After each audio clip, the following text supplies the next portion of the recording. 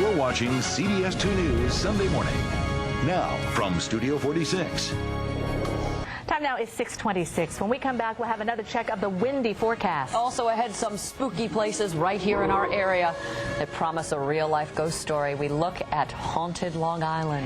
And meet a pair of brothers who are impressive on and off the gridiron. They are our high school student athletes of the week. This is CBS 2 News Sunday Morning. And just in time for Halloween, stories of the paranormal. We look at the ghosts of Long Island. Well, as we come on to this Halloween time of the year, people like to ask, are there ghosts living among us? One local author and photographer tries to answer that very question. Joining us this morning is Carrie Ann Flanagan-Broski, the author of Ghosts of Long Island, Stories of the Paranormal. This is a great, fun topic. How did you get so interested in this as a photographer? Well, I've written 2 previous books on the history of Huntington, which included my research and my photography. And when you start researching older homes and places, there's always a ghost story here or there.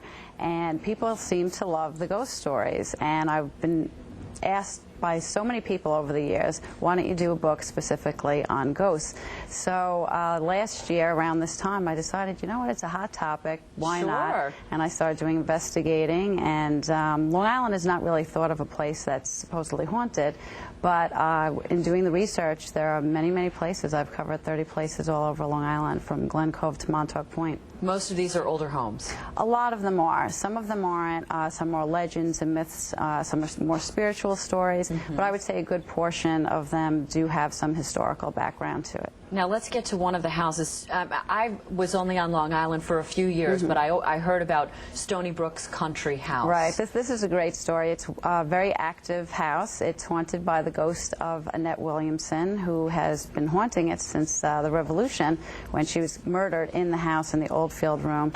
And How was she murdered? We're not exactly sure. There are conflicting stories. She may have been hung or shot, but the British had taken occupancy of the home, and because she didn't defend against them, she was a young girl and she couldn't. The townspeople came and murdered her after the British left there. Wow. Yeah. Okay. So she's very active, though. Uplifting story. What does she like to do? Does she show herself? Does she talk to people? She has shown herself to Bob Williamson, who is the owner. There's light flashes that occur there. The photo that they showed earlier had orbs around the dormers. That's a sign of an apparition. And all kinds of things. Customers have seen her at night, supposedly, when the restaurant is closed. People have driven by and see a young girl looking out of the window of the Oldfield room, and they claim that that's Annette.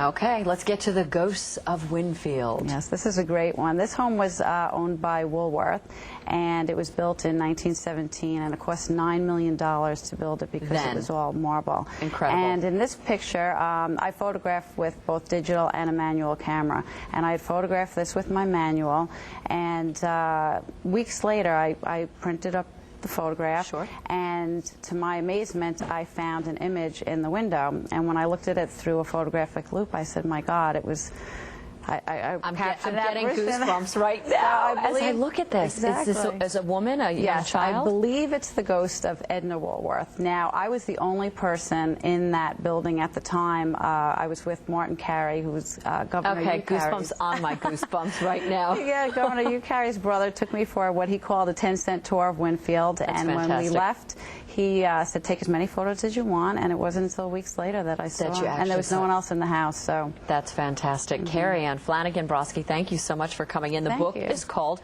Ghosts of Long Island, Stories of the Paranormal.